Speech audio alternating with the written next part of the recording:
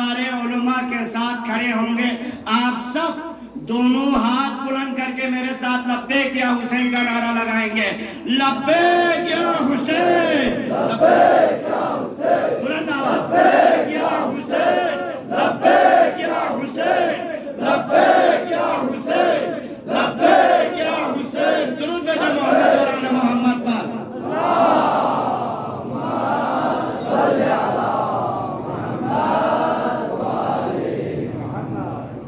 اس کے بعد، اس پیغام کے بعد اور ایک پیغام یوتھ کے لیے، ہمارے جوان کے لیے الحمدللہ حسین شناسی سیشنز اصغریہ ویلفیئر کمپلیکس میں شروع ہو چکے ہیں، علماء تشریف لا رہے ہیں، اور یقیناً کل کے مہمان ہمارے قبلہ حجت الاسلام والمسلمین شیخ غلام محمد ملکوتی دامت برکاتہ ہوں گے۔ یقیناً جوانوں کے لیے موقع ہے، اور الحمدللہ پرسوں کے جو وہاں پہ جو شرکت تھی پارٹیسپیٹ، وہ بہت بہتر اور امید افزا ہے۔ ہم امید رکھتے ہیں کہ جوان بھرپور شرکت کریں۔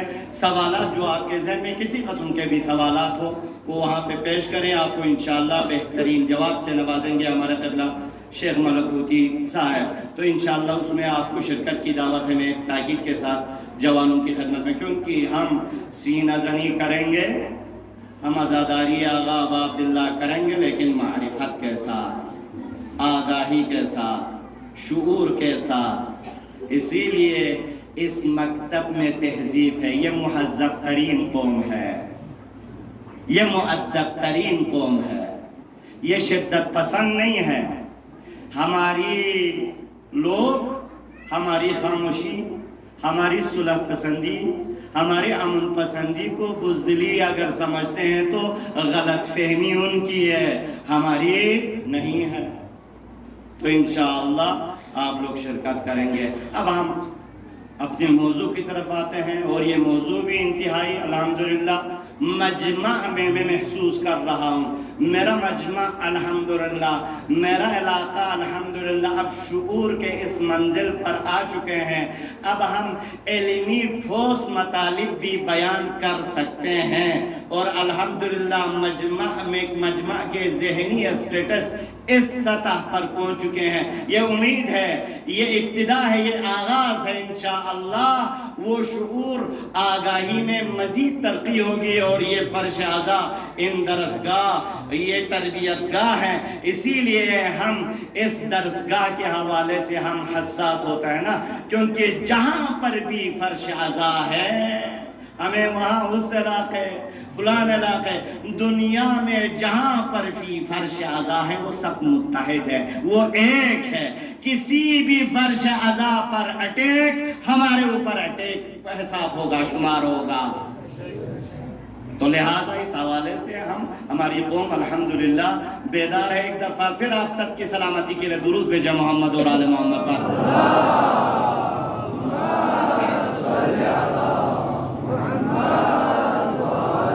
امر بالمعروف نہی عن المنکر کے جو کنڈیشنلز تھے، جو شرائط تھے، ان کے حوالے سے خصوصاً دو شرط کے حوالے سے کہ ایک تو امر بالمعروف نہی عن المنکر اس وقت کرنا چاہیے جب آپ کو احتمال ہو آپ کی بات کا اثر مخاطب پر، آپ کے سامنے والے پر پڑ رہا ہے، لیکن اس میں تفصیل تھی۔ کل ہم نے بتا دیا ضروری نہیں کہ جس کو آپ امر بالمعروف نہی عن المنکر کرے وہی تحت تاثیر قرار ہو جائے، وہی جو کیا ہے اسی پر اثر ہو، اس پر اثر بھی نہ ہو، لیکن اگر دوسروں پر اثر ہو تب بھی واجب ہے۔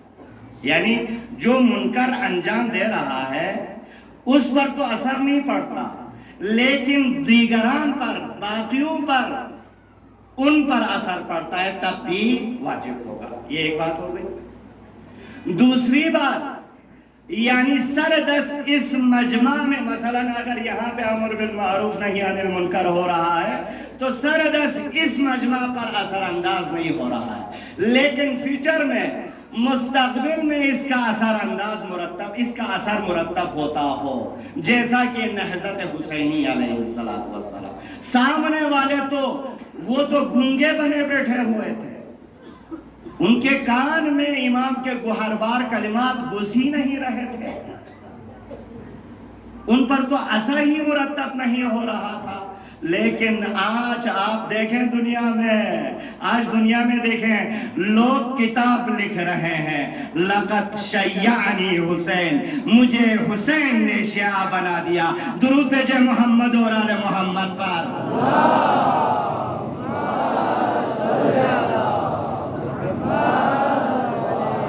یہ ہے امر بالمعروف نہی عن المنکر کا پابند، یہ ہے امر بالمعروف نہی عن المنکر کا انقلاب۔ یہ وہ امر بالمعروف نہی عن المنکر ہے جس کی راہ میں حسین نے کیا کیا قربان نہیں کیا۔ آج بیٹھے ہیں نا حسین کی ایک عظیم قربانی کو یاد کرنے کے لیے، امر بالمعروف نہی عن المنکر کی راہ میں۔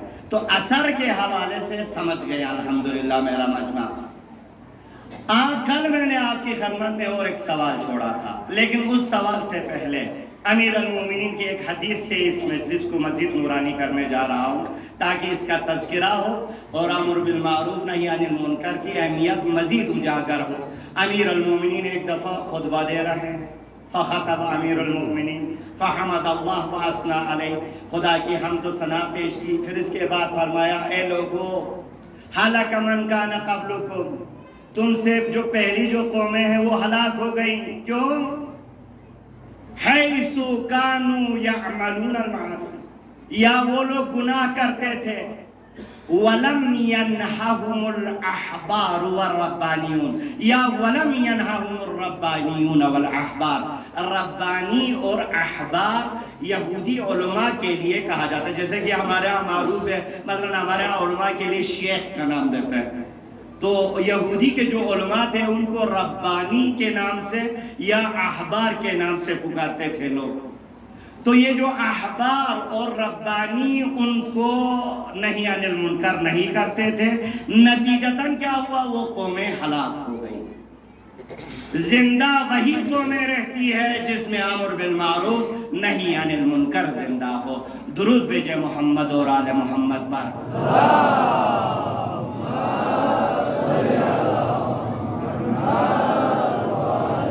فقہی طور پہ کل آپ کی خدمت میں ایک سوال چھوڑ کے گیا تھا، یہ ابھی میں سوال کو دوبارہ تکرار کر رہا ہوں۔ فقہی طور پہ امر بالمعروف نہی عن المنکر کے شرائط میں سے ایک شرط ضرر نہ ہو، مفسدہ نہ ہو، یعنی امر بالمعروف نہی عن المنکر کی وجہ سے کوئی جانی خطرہ نہ ہو، کوئی مالی اگر بہت بڑے نقصان کا احتمال نہ ہو۔ یہ امر بالمعروف نہی عن المنکر کے شرائط میں فقہا بیان کرتا ہے۔ عزیزان گرامی، اب ہم دیکھتے ہیں، لیکن آج آ جائیں، امام حسین اپنی پوری تحریک کا مقصد کیا فرما رہے ہیں؟ ارید ان آمر بالمعروف وانہی عن المنکر۔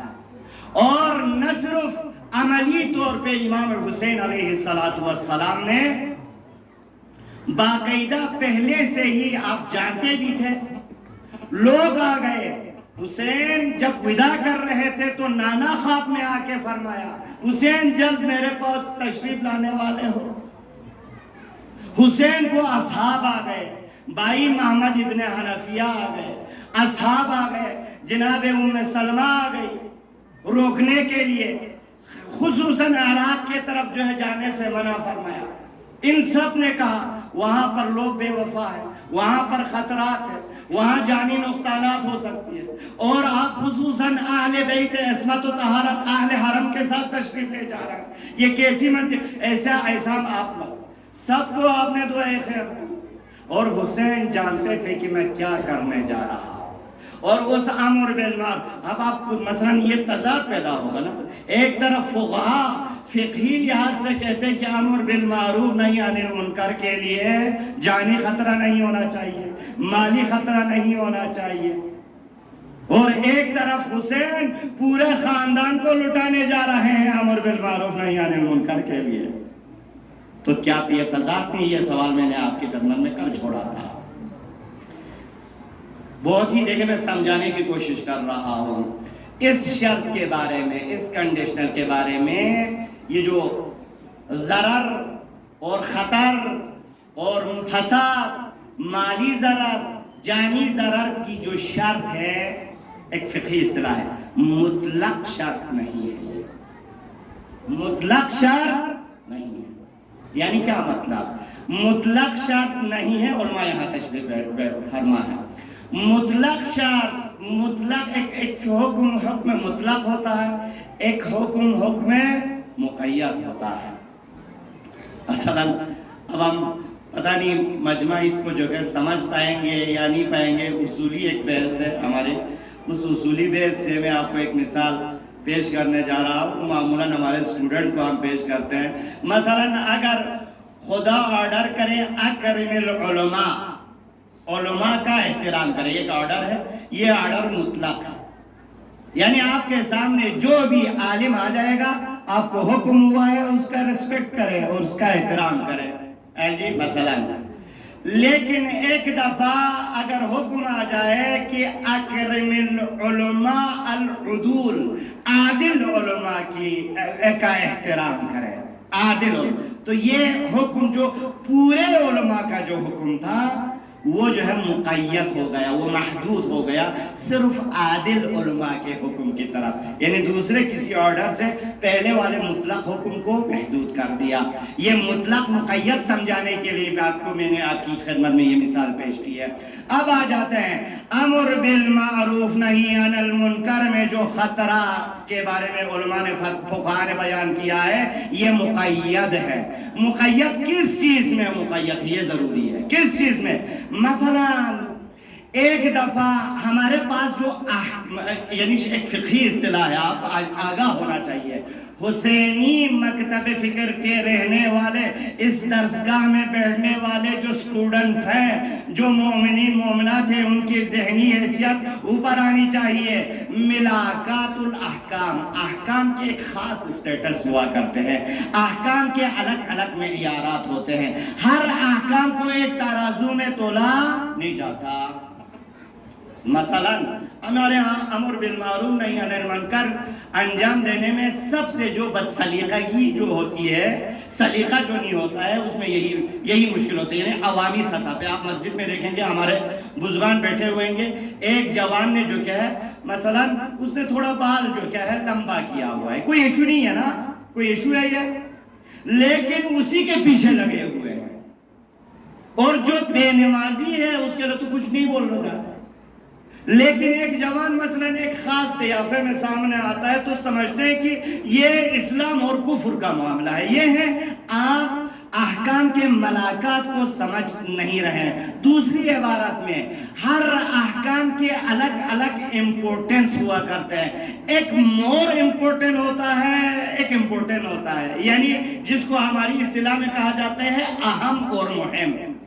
اس اعتبار سے مثلا ابھی کہیں کہ ایک جوان کی اصلاح کے لیے انسان جان ہتھیلی پر رکھ کر جائے، نہیں، یہاں ان چیزوں میں، چھوٹے چھوٹے چیزوں میں، یعنی جو جہاں پہ محدود امر بالمعروف نہی عن المنکر ہے، وہاں پر جانی خطرے کا لحاظ کرنا چاہیے، عزت آبرو کا لحاظ کرنا چاہیے، مالی نقصانات۔ علماء یہاں پہ ایک مثال دیتے ہیں، مثلا اب ایک ہے کچھ لوگ، آپ نے کہیں پہ دیکھا کہ کچھ لوگ کسی نبی کو، کیونکہ خصوصاً بنی اسرائیل میں انبیاء مارتے تھے روزانہ، انبیاء کچھ تھی قوم، بنی اسرائیل کی قوم، مثلا کہیں پہ آپ نے دیکھا ایک نبی وہاں پہ قتل ہو رہے ہیں، اللہ اکبر، مثلا ایک نبی قتل ہو رہا ہے، اس وقت آپ پر امر بالمعروف نہی عن المنکر لازم ہے یا نہیں ہے؟ کیونکہ اگر آپ جائیں گے تو وہ اراذل اوباش آپ پہ بھی اٹیک ہو سکتا ہے، آپ پر بھی اٹیک کر سکتے ہیں، آپ کی جان چلی جا سکتی ہے۔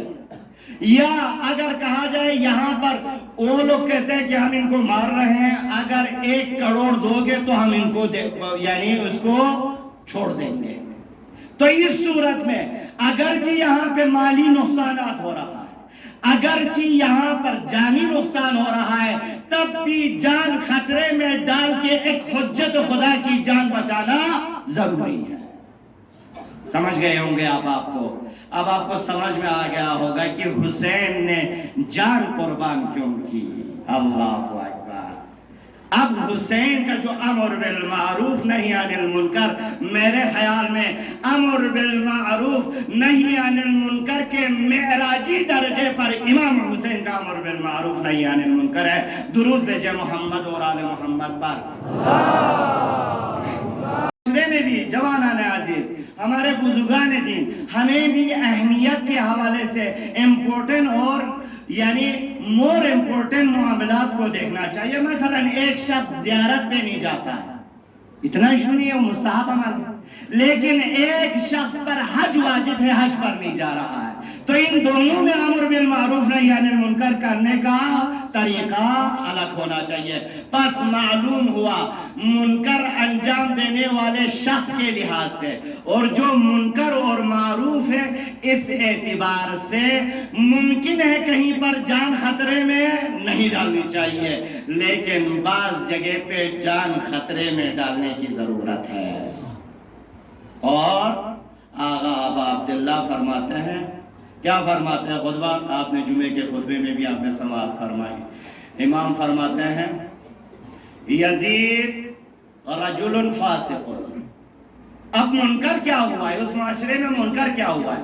خلافت رسول کے منصب پر، اس عہدہ پر کسی ایسے شخص کو بیٹھائے جس کی تعریف یعنی جس کے بارے میں تعریف تو نہیں، یعنی اس کو یوں امام حسین علیہ السلام انٹروڈیوس فرما رہے ہیں، ہمیں تعارف کر رہے ہیں امام، یزید رجل فاسق، یہ یزید ایک فاسق انسان ہے، تارک الصلاۃ، نماز جو عمود دین ہے۔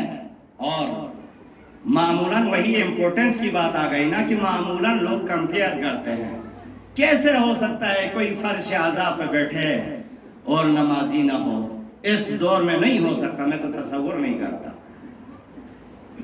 تارک الصلاۃ ہے، شارب الخمر، عزیزان گرامی یزید شارب الخمر ہے، فاسق ہے، فاجر ہے، شارب الخمر ہے، قاتل النفس المحرمہ، یعنی مظلوموں کا خون کرنا اس کے بائیں ہاتھ کا کھیل ہے، قاتل ہے، یہ مظلوموں کا قتل عام کرتا ہے، جب بھی چاہے حواس کے لیے بھی کسی کو وہ قتل کر سکتا ہے، اللہ ولاد کے ہمیشہ مرتکب ہے۔ ایسے شخص کو جو حلال الہی کو حرام میں تبدیل کرے اور حرام الہی کو حلال بنا دے، یعنی کیا مطلب؟ کیا مطلب؟ مطلب خود یزید نے بیان کیا ہے۔ اب آپ کو سمجھ میں آ جائے گا کائنات کی افضل ترین شخص نے اتنی عظیم قربانی کیوں پیش کی۔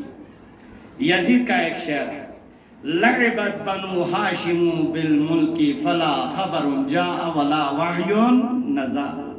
یہ بنو ہاشم نے اقتدار اور حکومت کے میں آنے کے لیے دین، قرآن، وحی نامی ڈونک رچا کے رکھا ہوا ہے، کھیل کھیلا گیا ہے، نہ کوئی وحی کی کوئی بات ہے، نہ کوئی حدیث کی کوئی بات ہے، نہ کوئی دین ہے، نہ کوئی قرآن ہے۔ یہ یزید کا عقیدہ تھا، یہ یزید کا نظریہ تھا، قرآن کو نہیں مانتا تھا، نبی کو نہیں مانتا تھا، خدا کو شاید نہیں مانتا تھا، کیونکہ جب نبی کو نہیں مانتا ہے تو اس نبی کو بھیجنے والے کو وہ کیسے مان سکتا ہے؟ یعنی پورا دین خطرے میں تھا۔ تو اس وقت خود حسین نے فرمایا نا، مجھ جیسے حسین کے لیے سزاوار تر ہے کہ میں نکلوں اور معاشرے میں امر بالمعروف نہی عن المنکر کرے۔ عزیزان گرامی، فرش اعضاء پر بیٹھنے والے جوانوں کے لیے، خصوصاً جو سیاسی پارٹیوں کو سپورٹ کرتے ہیں، دیکھیں مکتب حسینی کے ماننے والوں کے لیے میں بعض مرتبہ بہت مجھے افسوس ہوتا ہے، درد ہوتا ہے، خصوصاً مکتب تشیع کے ماننے والے مختلف جو وفاقی پارٹیوں کے لیڈرز کو پتہ نہیں کیا سے کیا تعبیرات کرتے ہیں، کہتے ہیں حر، مرد حر۔ یہ کیا چیز ہوتا ہے؟ یعنی آپ کے ہاں کیٹیریا اور معیار اتنا گر چکا ہے، حر کون ہے؟ ایک شراب خور انسان کے لیے، معاشرے میں فسادات پھیلانے والے کے انسان کے لیے، اور ایک شخص آتا ہے اسلامک ٹچ دے کے اپنے جلسے کا نام امر بالمعروف نہی عن المنکر رکھتا ہے، جبکہ اسی جلسے میں معروف کو منکر، منکر کو معروف میں تبدیل تبدیل کرتے ہیں، اور ادھر مکتب حسینی اس فرش عذاب پیپر پڑھنے والے جوان کہتے ہیں میرا مرشد ہے، میرا مرشد حسین ابن علی ہے، میرا غور کربلا میں ہے۔ ازادارہ نے ابھی عبداللہ، آپ کا ملاک اور معیار اونچا ہونا چاہیے، اتنا پس نہیں ہونا چاہیے۔ درود بھیجے محمد اور آل محمد پر۔ یہ ہرگز نہیں کہ آپ سپورٹ نہ کریں، یہ آپ کا جمہوری حق ہے، ہم کسی جو کہ ڈیموکریٹک کنٹری میں رہ رہے ہیں، اس وقت ہماری مجبوری ہے کسی سائٹ پہ دینا ہے، لیکن اسی کو بنیاد بنا کے بائی کو بائی سے لڑائے جا رہے ہیں، بائی بائی کی بے احترامی کر رہے ہیں۔ سوشل میڈیا پر طوفان بدتمیزی ملاحظہ کیجئے، ایک دوسرے کو اٹیک کر کے کیا سے کیا نہیں کہہ رہے ہیں، حد کے حرمت کر رہے ہیں، دوسرے کی جو پرائیویسی ہے ذاتیات پر جا کے اٹیک کر رہے ہیں۔ یہ پیغام حسینی نہیں ہے، فرش عزا پر بیٹھنے والے عزاداران کا یہ کام نہیں ہے۔ لہذا ہمیں شعور آگاہی سے آگے بڑھنا ہوگا، اور آج کا کوئی اگر حکمران آ کے دین خراب کرنے کی کوشش کر رہا ہو تو وہ تب بھی آپ اس کو مرشد کہتے پھریں گے، پھر اس کو فجور پھیلائے جا رہے ہوں، پھر بھی آپ اس کو مرشد کہتے جا رہے ہیں۔ جان بوجھ کے معاشرے میں مختلف طریقوں سے بے حیائی پھیلائی جا رہی ہو، پری پلاننگ کے تحت فحاشیت پھیلائی جا رہی ہو اور ریانیت پھیلائی جا رہی ہو، اور ان کو انہی گورنمنٹ کا سپورٹ ہو، تو آپ انہی کو مرشد تصور کریں گے؟ یہ پیغام حسینی کے خلاف ہے۔ ہم اپنا نظریہ رکھتے ہیں، ہمارا نظریہ کیا ہے؟ نظریہ حسینی۔ ہمارے پاس ایک کسوٹی ہے، ہمارے پاس ایک معیار ہے کہ ہم حسینی ہیں، اور ہمیں افتخار ہے تا قیام قیامت کہ ہم حسینی ہیں۔ درود بھیجے محمد اور آل محمد پر۔